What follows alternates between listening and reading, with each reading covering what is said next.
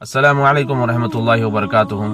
میرے بھائیوں، ایک اہم بات میں آپ لوگوں کو بتانا چاہتا ہوں۔ آج میں شیخ عثیمین رحمۃ اللہ علیہ کا ایک فتویٰ پڑھ رہا تھا، کسی نے شیئر کیا، اور بڑی اچھی بات انہوں نے بتائی ہے، خاص طور پر ان ماں باپ کے لیے، ان بڑوں کے لیے جو اپنے بچوں کو ڈراتے ہیں جن، شیطان، بھوت کے نام سے۔ عام طور پہ آپ نے یہ بھی دیکھا ہوگا کہ بچوں کو جن، شیطان، بھوت، چڑیل کے نام سے بڑے ڈراتے ہیں کہ کھانا کھا لو ورنہ چڑیل آ جائے گی، کھانا کھا لو ورنہ شیطان آ جائے گا، اور اس طریقے سے ڈراؤنی چہرے، اور اس طریقے سے جوکروں کے چہرے، کلاؤنز کے چہرے، اور اس طریقے سے ڈراؤنی جو چہرے ہوتے ہیں، یہ بتا کر بچوں کو ڈراتے ہیں کہ کھانا کھا لو ورنہ جو ہے نا چڑیل آ جائے گی، یہ بھوت آ جائے گا، شیطان آ جائے گا، اور اس طریقے سے الگ الگ نام دے کے کہتے ہیں کہ فلاں آ جائے گا، یہ آ جائے گا، وہ آ جائے گا۔ تو میرے بھائیوں،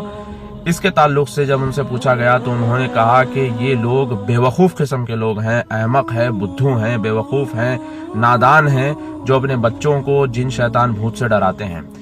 اور بچے جب ان چیزوں سے ڈر جاتے ہیں تو ان کے ذہن پر ایک برا اثر پڑتا ہے، اور بچے انزائٹی کا شکار ہو جاتے ہیں،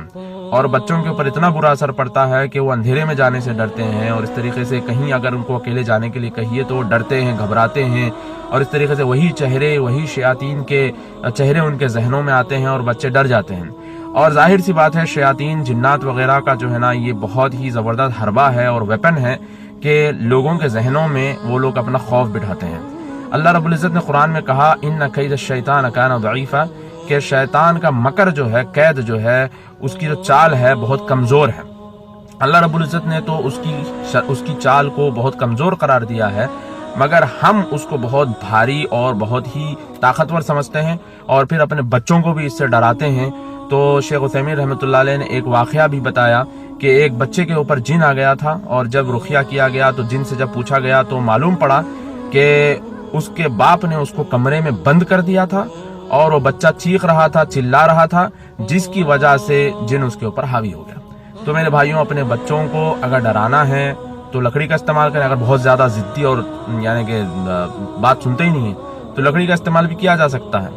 مگر بچوں کو پیار محبت سے اور جو ہے نا حکمت سے سمجھانا ہے، اور بہلا پسلا کے ان سے کام کروانا ہے، اور جھوٹ بھی نہیں بولنا ہے، بلکہ بچوں کو اطاعت گزار بنانے کے لیے سب سے پہلے اللہ سے دعا کرنا ہے، اور خود اپنے آپ کو پابند بنانا ہے۔ ایسا نہیں کہ خود ٹی وی دیکھ رہے ہیں، خود جھوٹ بول رہے ہیں، اور خود جو ہے نا الٹی سیدھی حرکتیں کر رہے ہیں، اور یہ ایکسپیکٹ کر رہے ہیں کہ بچے ہمارے نیک اور صالح نکلے۔ ایسا کیسے ہو سکتا ہے؟ بڑوں کو جو بچے دیکھتے ہیں وہی تو کرتے ہیں۔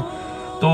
بچوں کے لیے اچھا اگزامپل بنانے کے لیے خود کو اچھا بننا پڑے گا۔ بچوں کو ڈرانے کے لیے جن، شیطان، بھوت، چڑیل اور اس طریقے کی چیزیں ان کے سامنے ذکر کرنا، ان کو بتانا، یا پھر جو ہے نا ایسے کارٹونز ہے، یا پھر اس طریقے سے موویز، فلمز وغیرہ ہیں، سیریلز ہیں، یہ چیزیں بھی بچوں کو نہیں بتانا ہے۔ تو یہ فتویٰ جو میں نے آج پڑھا تھا تو بہت اہم لگا مجھے، تاکہ میں نے سوچا کہ آپ لوگوں سے بھی شیئر کروں۔ اور یہ عام طور پر ہر گھر میں ہوتا ہے، بچوں کو ڈراتے ہیں، تو بچوں کو نہیں ڈرانا ہے، بلکہ بچوں کو یعنی کہ ہمت ان کے اندر ڈالنی ہے، ان کو جو ہے نا طاقتور بنانا ہے۔ اور مسلمان بچوں کے اندر بزدلی پیدا کرنا ایک بے وقوف آدمی ہی کر سکتا ہے، بلکہ مسلمان بچوں کے اندر تو ہمت افزائی ان کو دینی چاہیے، اور ان کو آگے بڑھانا چاہیے، ان کو انفیریٹی کمپلیکس کا شکار نہیں، بلکہ ان کے اندر ایک اچھا جذبہ پیدا کرنا چاہیے۔ تو امید ہے کہ آپ لوگوں کو یہ بات سمجھ میں آئی ہے۔ اگر آپ کو یہ بات پسند آئی تو آپ دوسروں تک بھی اس کو پہنچائیے، تاکہ آپ کے لیے بھی ثواب جاریہ کا ذریعہ بنے، اور میرے لیے بھی۔ السلام علیکم ورحمۃ اللہ۔